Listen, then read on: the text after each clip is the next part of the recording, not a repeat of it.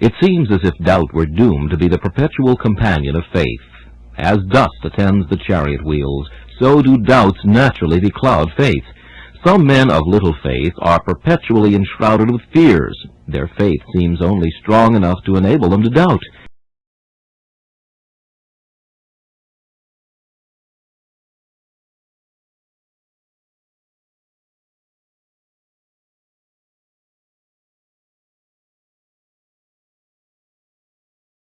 And when these poor souls get converted, they are always afraid that they are not so.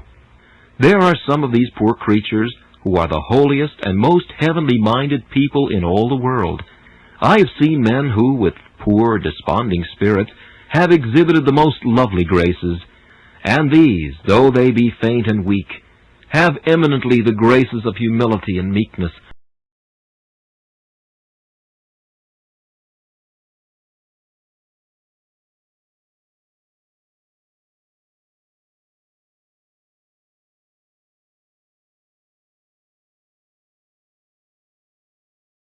Sometimes, indeed, the Lord purposely leaves His children, withdraws the divine inflowings of His grace, and permits them to begin to sink in order that they may understand that faith is not their own work.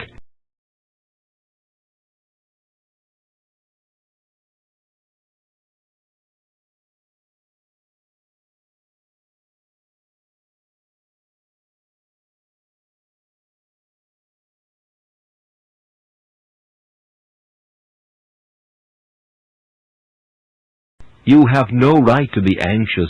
You have no reason to be so. You must have been quickened by grace, or else you would not be anxious at all.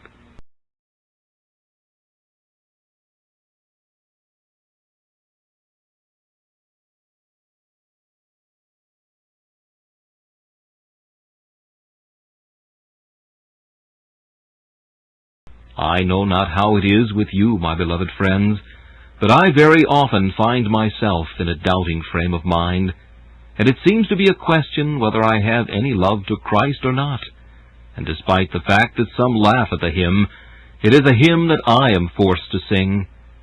'Tis a point I long to know, oft it causes anxious thought. Do I love the Lord or no? Am I His or am I not?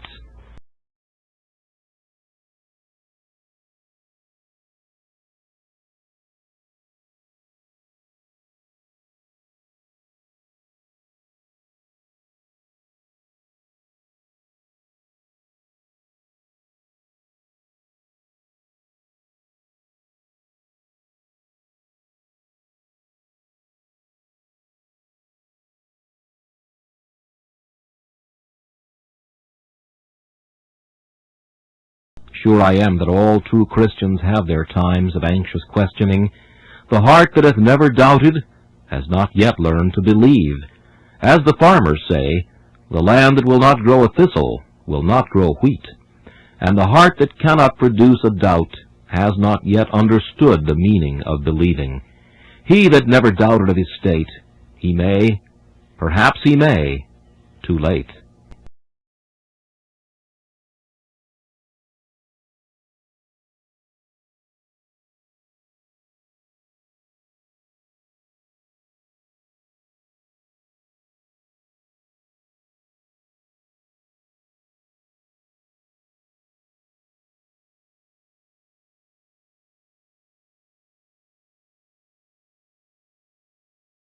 Oh, be of good cheer. Fear will never kill anybody. Doubts and fears, said an old preacher once, are like the toothache, nothing more painful, but never fatal. They will often grieve us, but they will never kill us. They distress us much, but they will never burn the soul. Fears even do good at times.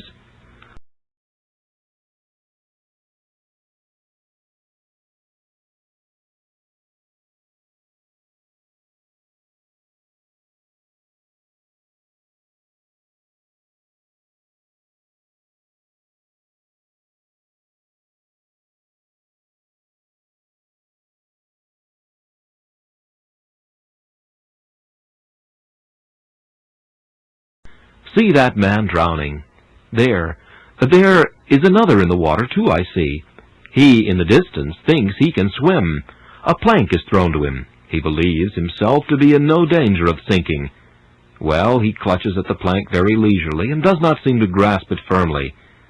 But this poor creature here, he knows he cannot swim. He feels that he must soon sink. Now, put the means of escape near him. How desperately he clutches it!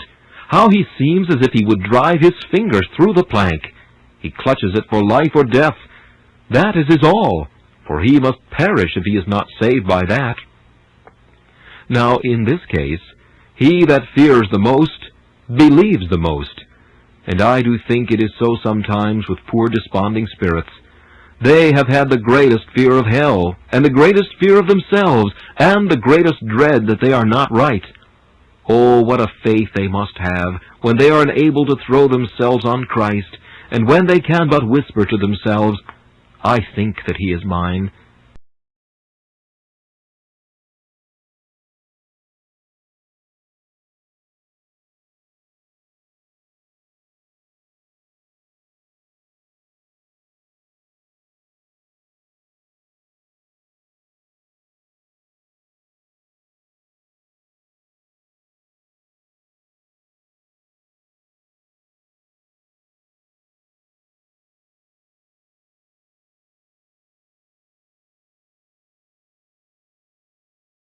And really, I am convinced that every Christian has his doubts at times, and that the people who do not doubt are just the people that ought to doubt.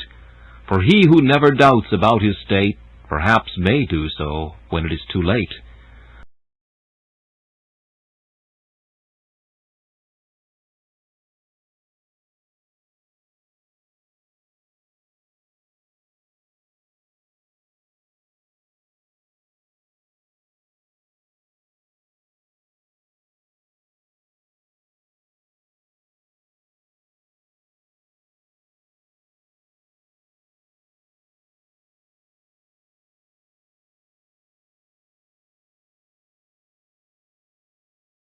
There are many who have believed and are truly converted, who have a fear which I may call the fear of anxiety.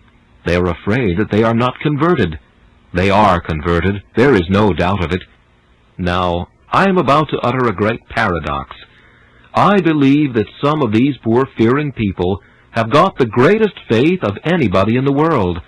I have sometimes thought that great fear, great anxiety, must have great faith with it to keep the soul alive at all.